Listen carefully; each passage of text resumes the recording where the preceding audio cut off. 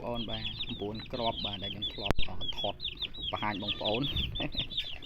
បាទគឺនៅទាំងអស់បងប្អូននៅអត់មានបាត់បង់អីមួយទេបាទអត់មាននិយាយទៅសុខភាពវាគឺបាទល្អហើយបងប្អូននឹងស្រាប់ហើយសម្រាប់ខែនេះតាមតាមផ្ទះបាទដែលមានមន់ចិញ្ចឹមបងប្អូនឃើញថា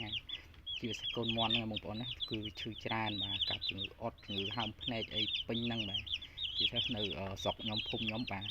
កូនមន់ឃើញថាឈឺច្រើនហ្នឹងបងប្អូនអើយជាពិសេសសម្រាប់ផ្ទះដែល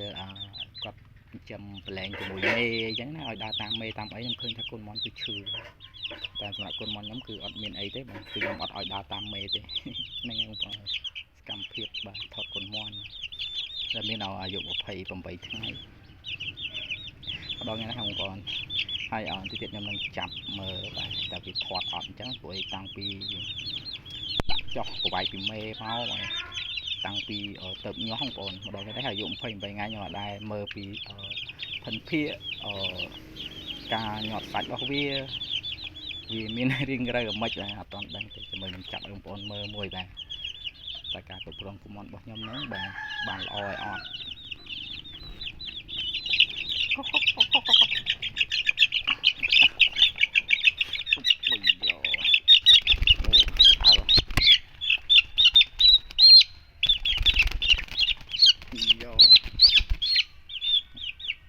នេះបងប្អូន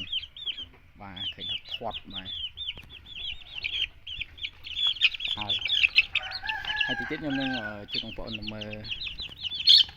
មេបាទមេវាបាទដែលកូនមានអាយុ28ថ្ងៃហ្នឹងគឺវាពងបានគ្រាប់បាទនេះបងប្អូនបាទទំពងបាន8គ្រាប់ទេបងប្អូនអត់ទាន់ក្រាបទេមន់ខ្ញុំសិនគឺវារៀងធ្ងន់បងប្អូន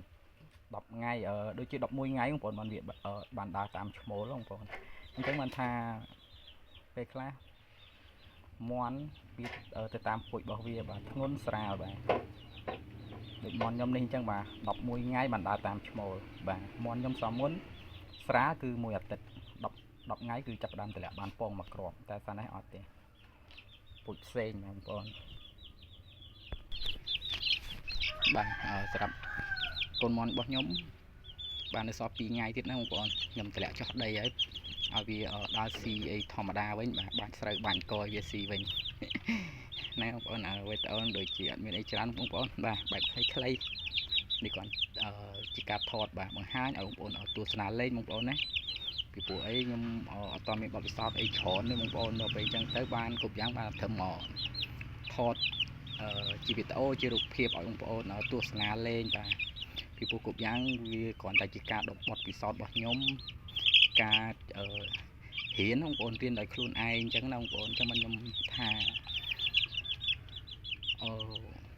យើងរៀនពីគ្រូឬហើយក៏